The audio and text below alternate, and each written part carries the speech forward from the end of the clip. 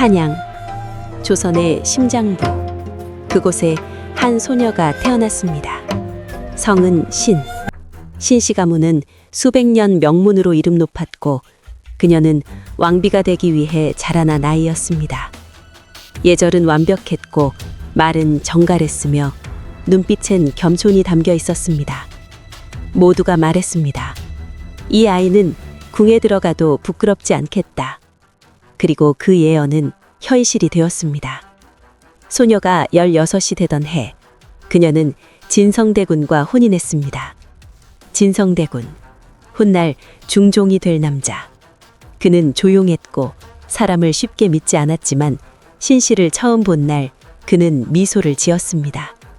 그녀는 그 미소를 보고 운명을 느꼈습니다. 궁중 혼례는 없었지만 서로를 존중했고 조용히 그러나 깊게 정을 나누었습니다. 그리고 아무도 몰랐습니다.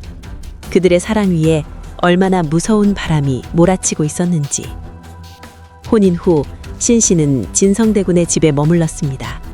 궁궐은 아니었지만 마음만은 왕후처럼 단정했고 진성대군은 그녀를 아내로서 동반자로서 진심으로 아꼈습니다. 그러나 밖은 폭풍 속이었습니다. 왕, 연산군, 피를 부르던 왕. 정치를 말하면 목이 날아갔고 눈빛 하나에도 신하들은 숨을 죽였습니다. 그리고 진성대군, 그는 바로 연산군에 처형된 비빈의 아들. 조정의 눈은 늘 그를 경계했고 궁안의 귓속말은 그를 두려워했습니다. 신씨도 알았습니다. 자신의 남편이 언제 목이 달아날지 모르는 불안한 왕족임을. 그래도 그녀는 떠나지 않았습니다. 그저 매일 아침 문틈으로 햇살을 들이고 밤마다 남편의 옷을 정갈히 정리하며 속삭였습니다. 이 불안이 지나가면 우리는 평범하게 살 수 있겠지요. 하지만 그 바람은 정치라는 괴물 앞에 너무 작았습니다. 연산군 12년, 조선의 밤이 처음으로 뒤집혔습니다.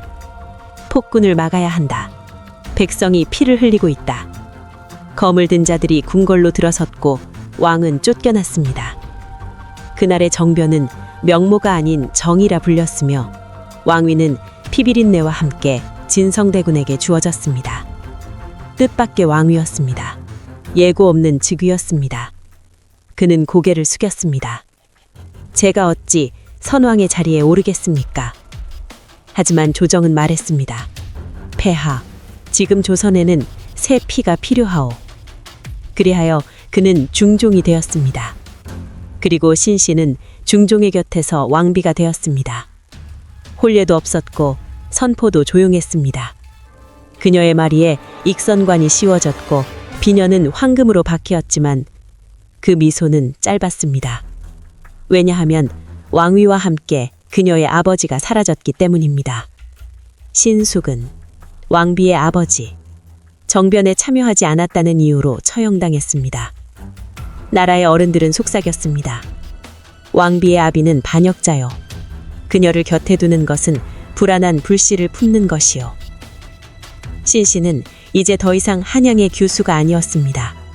이름 앞엔 중전이 붙었고 모든 말과 행동이 기록의 대상이 되었습니다. 하지만 왕후의 자리는 그녀에게 화관이 아닌 족쇄였습니다. 정변의 칼날이 연산군을 쓰러뜨린 그 순간 그녀의 아버지 신수군은 그 자리에 없었습니다. 그는 검을 들지 않았습니다. 조용히 관직에 머물며 딸과 사위가 무사하기만을 바랬습니다. 하지만 조정은 그를 가만두지 않았습니다. 왕비의 아비가 정변에 협조하지 않았다. 그는 선왕의 편이었다. 그 말 한마디로 그는 반역자로 몰렸습니다. 중종은 두 손을 쥐었습니다. 그가 왕이 된 것은 신숙은 덕이기에도 했고 그를 살리고자 수차례 호소했지만 공신들의 벽은 두터웠습니다. 그들은 중종에게 말했습니다. 폐하, 정은 사사로움이고 정치는 공의하오. 왕비는 바꿀 수 있어도 조정을 등질 수는 없사오. 그리고 며칠 후 신수군은 사약을 받았습니다. 신씨는 조용히 울었습니다. 왕후가 된 날보다 아버지를 잃은 날을 더 오래 기억하게 될 줄은 그녀도 몰랐습니다. 왕후는 살아 있었지만 그녀를 향한 궁궐의 시선은 죽은 자 같았습니다. 신수군의 죽음 이후 조정은 신씨를 받아들이지 않았습니다. 왕비가 반역자의 딸이라니. 그녀가 궁을 지날 때 내관들은 고개를 돌렸고 궁녀들은 입을 다물었습니다. 그녀의 대전엔 침묵만 가득했습니다. 중종도 더는 예전처럼 다가오지 않았습니다. 그는 매일같이 회의에 끌려다녔고 밤마다 공신들의 압박을 시달렸습니다. 그들은 말했습니다. 폐하, 나라의 근본이 흔들리고 있다고. 정치를 택하셔야 한다. 왕은 망설였습니다. 그녀는 자신이 사랑한 여인이었고 세상에서 유일하게 자신을 진심으로 믿어준 사람이었습니다. 하지만 조정은 그 사랑마저 정치로 가늠하고 있었습니다. 신씨는 그 모든 것을 알고 있었습니다. 그녀는 입을 열지 않았습니다. 단 한마디 변명도 없이 그저 붉은 비녀를 뽑아 책상 위에 올려두었습니다. 그것은 자리를 내려놓을 준비, 그리고 마음까지도 접겠다는 조용한 결심이었습니다. 중종 즉위 7일째 되는 날, 내명부에 짧은 명령 하나가 떨어졌습니다. 신씨를 폐하여 사가로 돌려보낸다. 이유는 없었습니다. 공식적인 죄도 없었습니다. 단지 공신들이 원하지 않았고 나라가 그녀를 감당하지 못할 존재라 여겼을 뿐. 궁녀들은 아침 이슬처럼 사라졌고 내관들은 짐 하나 남기지 않고 방을 비웠습니다. 신씨는 아무 말 없이 황금 비녀를 풀었습니다. 붉은 비단옷을 벗고 예전의 평복으로 갈아입었습니다.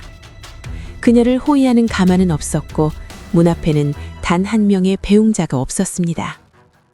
그녀는 스스로 문을 열고 궁 밖으로 걸어나갔습니다.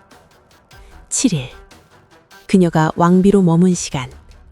사랑도 미움도 아무것도 표현할 틈 없이 그녀는 역사상 가장 짧은 왕비가 되었습니다. 중종은 그녀를 붙잡지 않았습니다.